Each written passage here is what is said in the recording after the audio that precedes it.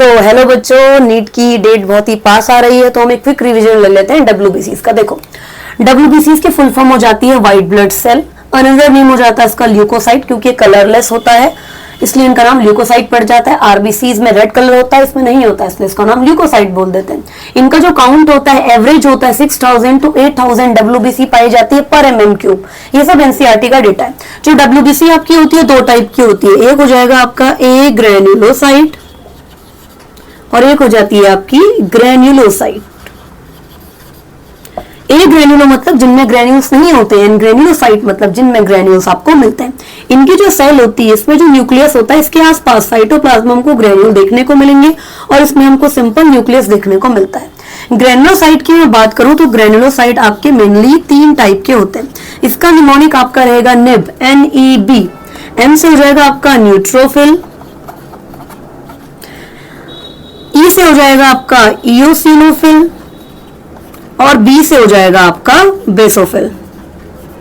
जो आपका न्यूट्रोफिल है इसका नाम ही में न्यूट्रल छिपा हुआ है। इयोसिनोफिल का अनदर नेम हो जाता है एसिडोफिल, इसके नाम में ही एसिड छुपा हुआ है। बेसोफिल मतलब बेसिक।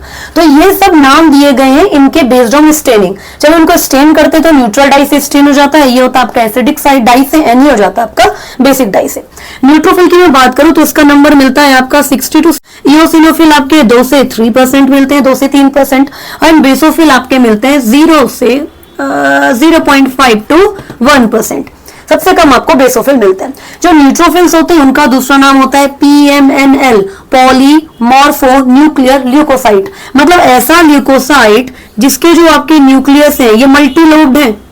तो पॉली मतलब बहुत सारे, एम मॉर्फो मतलब हो जाएगा जिनकी मॉर्फोलॉजी अलग अलग है, न्यूक्लियर मतलब इसका न्यूक्लियस और ल्यूकोसाइट मतलब एक टाइप का डब्ल्यूबीसी है। तो PMNL इसका नाम हो जाता है और इसमें क्या मिलेंगे बाहर, ग्रेन्यूल्स मिलेंगे। तो इसका जो न्यूक्लियस हो गया ये क्या हो गया हमारा, मल्टीलोब्ड न्यूक्लियस।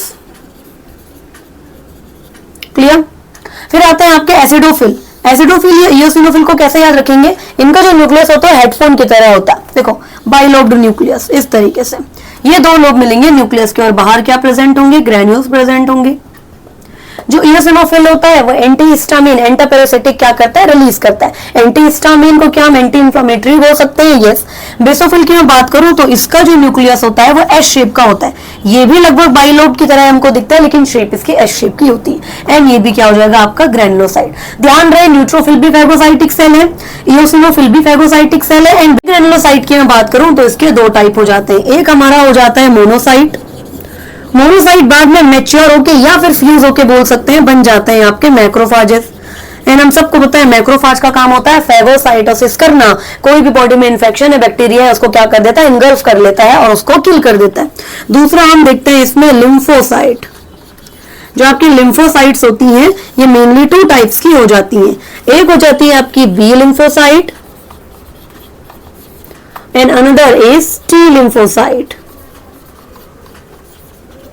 बी लिम्फोसाइट को हम बी सेल भी कह देते हैं क्योंकि इसका जो ओरिजिन है वो ब्रूसा फेब्रिकस था, एक चिड़िया होती है उसके पूंछ के पास में हमको मिली थी।